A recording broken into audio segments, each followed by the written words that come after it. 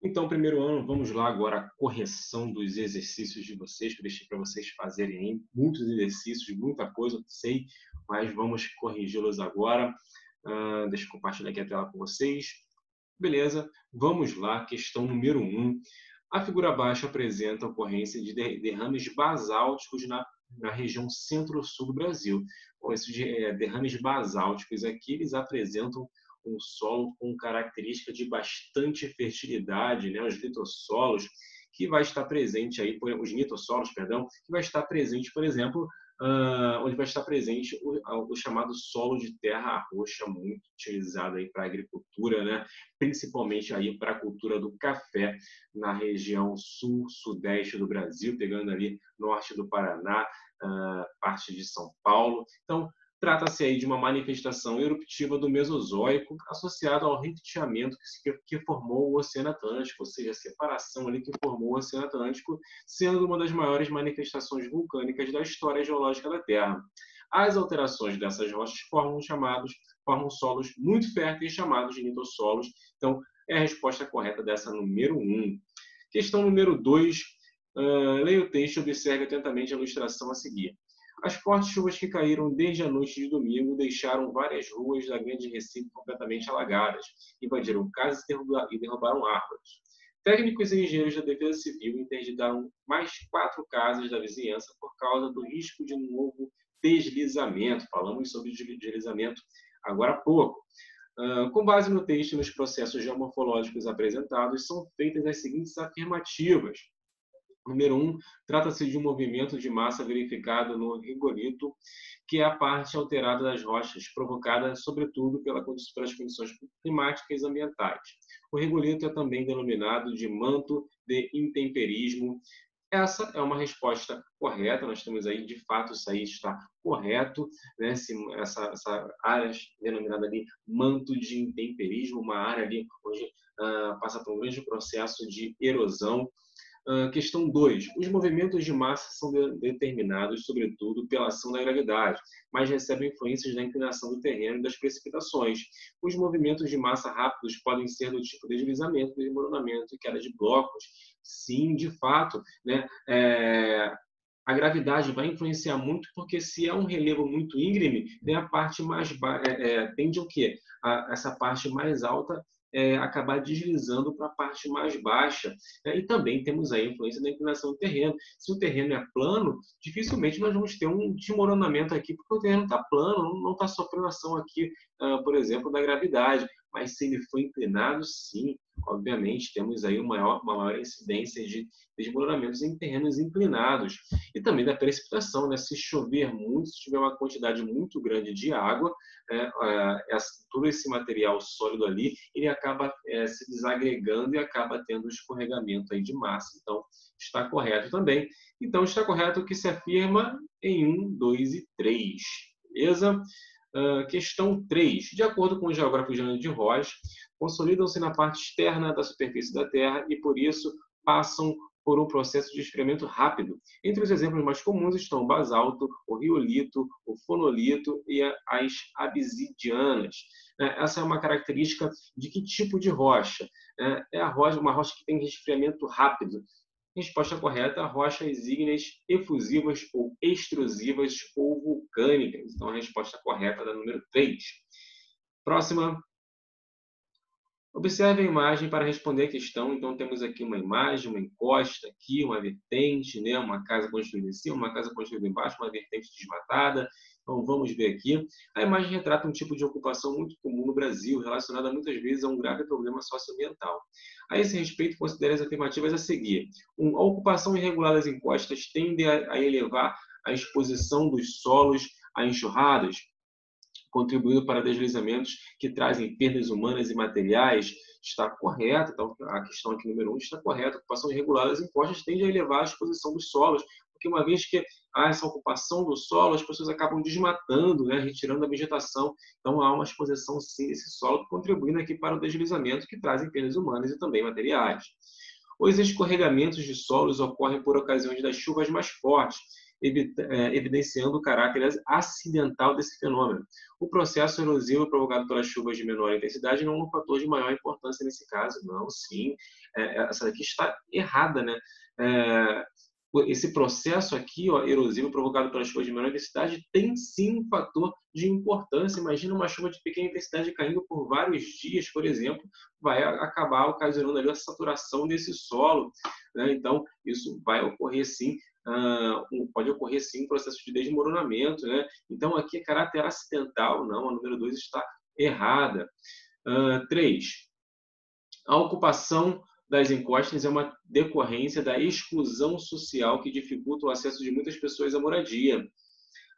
Portanto, esse fenômeno nunca atinge pessoas com melhores condições socioeconômicas, pois suas moradias estão sempre localizadas em áreas fora de risco, né? Não é bem assim, né? Pessoas, obviamente, que a ocupação das encostas tem essa decorrência aí da falta de acesso a melhores moradias, mas esse fenômeno não atinge somente pessoas com baixas condições socioeconômicas, né? Também pessoas com mais condições socioeconômicas podem ser atingidas aí por esse fenômeno, até porque tem casas de alto padrão construídas aí também em áreas ali mais bem avaliadas, né? Mas que mesmo assim correm em áreas melhor avaliadas e que mesmo assim correm risco aí, sim, de desmoronamento. A irregular ocupação das encostas envolve problemas diferentes que, combinados, resultam dos deslizamentos de solos. Entre esses problemas estão a ineficiência da fiscalização dos agentes públicos na ocupação de áreas de risco, dificuldade de acesso à habitação entre os mais pobres, sim, acabei de falar isso, monitoramento inexistente ou ineficiente para minimizar o problema, sim, de fato. Então, a resposta correta aqui, a 1 e a 4 estão corretas, apenas a 1 e a 4. Beleza, galera?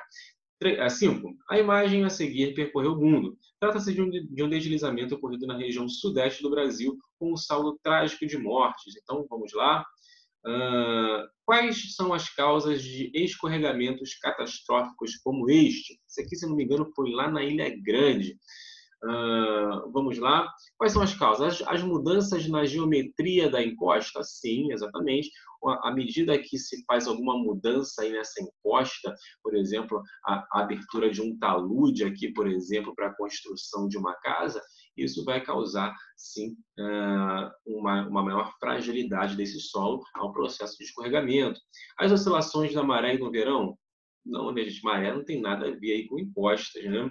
Os fortes episódios pluviométricos, sim. Chuvas muito constantes, né? Chuvas constantes ao longo de muitos dias causam a saturação do solo. Chuvas muito intensas em um intervalo muito curto também pode saturar o solo e pode fazer com que haja maior erosão superficial. Então, sim. Os planos de fraturamento das rochas, sim, uma rocha ali que acaba se fraturando, né, corre maior risco ali de deslizamento. As alterações antrópicas da cobertura vegetal, sim, a retirada da cobertura vegetal facilita esse processo aqui de desmoronamento, sim, uma vez que ele vai aumentar o processo de erosão laminar, erosão superficial, então aumenta, sim, essa questão do deslizamento. Então, a alteração antrópica, ou seja, feita pelo homem, agrava, sim, essa situação, beleza? Então, essa é a resposta correta, verdadeiro, falso, verdadeiro, verdadeiro e verdadeiro. Próximo, o território brasileiro apresenta uma grande variedade de estruturas geológicas, de compartimentos regionais e locais de relevo e um expressivo número de biomas. Isso acontece em face da interação de diversos fatores que ocorrem na superfície continental do país.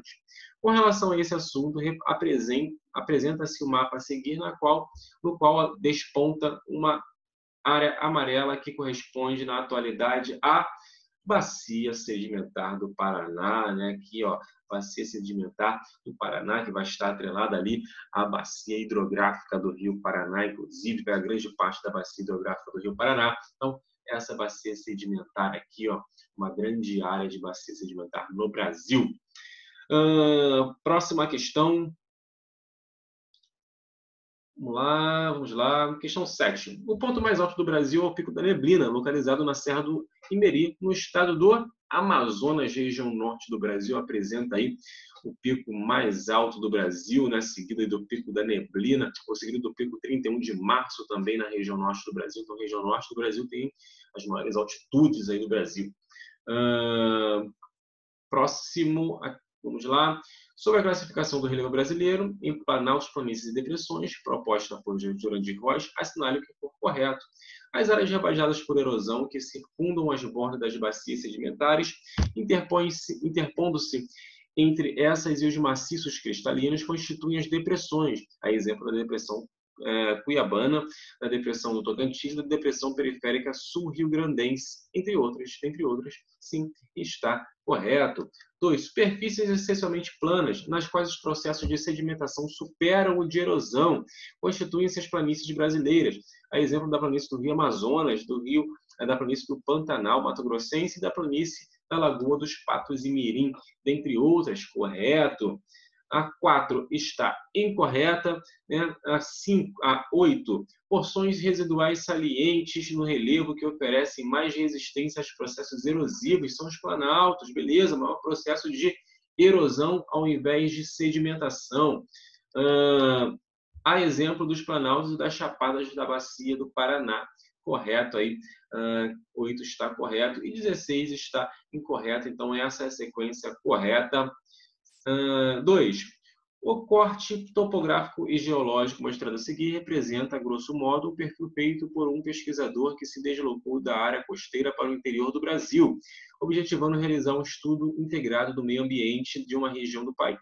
Nesse corte estão indicados pelos números 1 e 2 importantes compartimentos regionais do relevo, compartimento 1 e compartimento 2, Oceano Tabuleiros, aqui, ó, Rio Parnaíba, região Nordeste. Então, esse daqui, recorte correto aqui, ó, Planalto da Borborema, e aqui Depressão Sertaneja, aqui, ó, uma área planáltica aqui, outra área planáltica aqui, e aqui uma depressão entre duas áreas planálticas. Então, aqui é um recorte ali da região Nordeste do Brasil, galera. Alternativa D, correta. 3. Muitas paisagens naturais parecem verdadeiras obras de arte, pois são frutos da ação contínua de diversos agentes modificadores do relevo que, de maneira lenta e gradual, vão esculpindo-as, dando-lhes formas belíssimas. Assinale a alternativa que associa corretamente o agente modelador do relevo, o nome da erosão e sua ação. Então, aqui a resposta correta, vento, né, que é a erosão eólica, e realiza os processos de corrosão e deflação. É um processo de intemperismo causado aí pelo vento, intemperismo físico aí causado pelo vento, galera, beleza? Próximo aqui, o restante, obviamente, estão erradas, ok? As demais estão erradas. 4. Florestas tropicais recobrindo níveis de morros costeiros, escarpas terminais, tipo Serra do Mar, e setores serranos mamelonizados dos planaltos compartilhados e acidentados do Brasil desse sudeste. Florestas biodiversas, datadas de diferentes biotas, primariamente recobrindo mais de 85% do espaço total. O domínio tem mostrado ser o meio físico, ecológico e paisagístico mais complexo e difícil do país em relação às ações antrópicas. O domínio paisagístico brasileiro descrito no texto é o de mares de morros florestados. Obviamente, o domínio de mares de morros é o que compõe aí a Mata Atlântica, aqui, ó, florestas tropicais. Então, esses mares de morros eram cobertos por florestas tropicais e sofreram muito com a ação aí, com a interferência humana, com a interferência antrópica, sobretudo a ocupação humana nessa área, que é a área mais habitada do país. Por isso, sofre tanto com essa ação antrópica. Então, a resposta correta, a alternativa é 5. As formas de relevo da superfície terrestre são resultantes da interação de duas grandes forças, a endógena interna e a exógena externa. Baseando-se na proposta de classificação do relevo do território brasileiro assinalada no mapa acima e em seus conhecimentos sobre o assunto, é correto afirmar que, no mapa, as porções do território mais escuras correspondem às depressões, estruturas geológicas que remontam à era pré-cambriana. Na verdade, aí não são as depressões que remontam à era pré-cambriana. Deixa eu voltar aqui em cima. A era pré-cambriana, ela remonta aí, na verdade, mas a estrutura é planáutica, né? Então, essa resposta está incorreta. No mapa, as porções do território mais escuras correspondem às planícies e aos dobramentos modernos. Opa, planícies, beleza. Né? A área mais escura, beleza, são as planícies, mas dobramentos modernos, no Brasil nós não temos dobramentos modernos que são caracterizados como as cadeias de montanhas como Andes, como Himalaia, então nós não temos aí, essa aqui já está errada. A classificação do relevo assinalada no mapa foi proposta por Aziz Absaber, como resultado do levantamento do território nacional realizado pelo projeto Radam Brasil. Radam Brasil foi Jurandir Rois e não Aziz Absaber. Então está errada. A classificação do relevo assinalado no mapa foi proposta por Haroldo de Azevedo, já falei que não é do Jurandir Rois e não do Haroldo de Azevedo e nem de Absaber. 5. A classificação do relevo assinalado no mapa foi apresentada por Jurandir Rois, beleza, considerada a mais completa proposta de relevo, contando com 28 unidades entre planaltos, planícies e depressões. Então, resposta correta, as proposições certas, apenas a 5. Certo? Então, aqui a alternativa E. Então, vamos aqui para a questão número 6. A classificação do relevo brasileiro em grandes unidades ou compartimentos é uma síntese dos processos de construção e modelagem da superfície das formas resultantes. Associa as unidades do relevo da coluna 1 com as características equivalentes da coluna 2.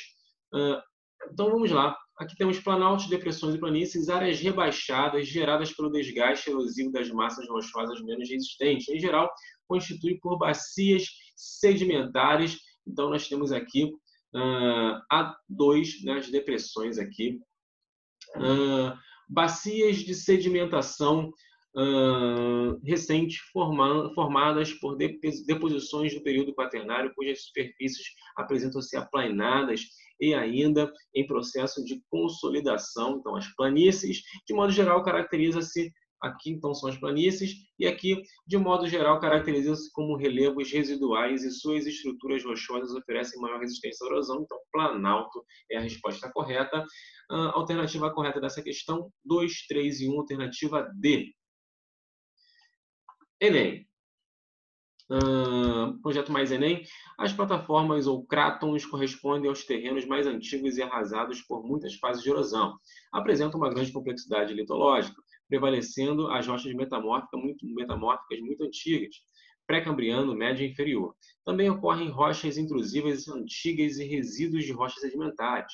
São 3 as áreas da plataforma de crátons no Brasil: as da Guianas, Sul-Amazônica e a do São Francisco. As regiões cratônicas das Guianas e Sul-Amazônica têm como arcabouço geológico vastas extensões de escudos cristalinos, ricos em minérios, que atraíram a ação de empresas nacionais e estrangeiras no setor de mineração e destacam-se pela sua história geológica por apresentarem áreas de intrusões graníticas ricas em jazidas minerais, como ferro e manganês. Então, são áreas aí muito cobiçadas para a indústria extrativa aí, mineral. Alternativa A, então, a correta. E sintetizando a unidade aqui, nós temos aqui várias questões aqui: estrutura geológica do terreno brasileiro, classificação de Jurandir Rois, e aí nós vamos fazendo aqui a composição das lacunas.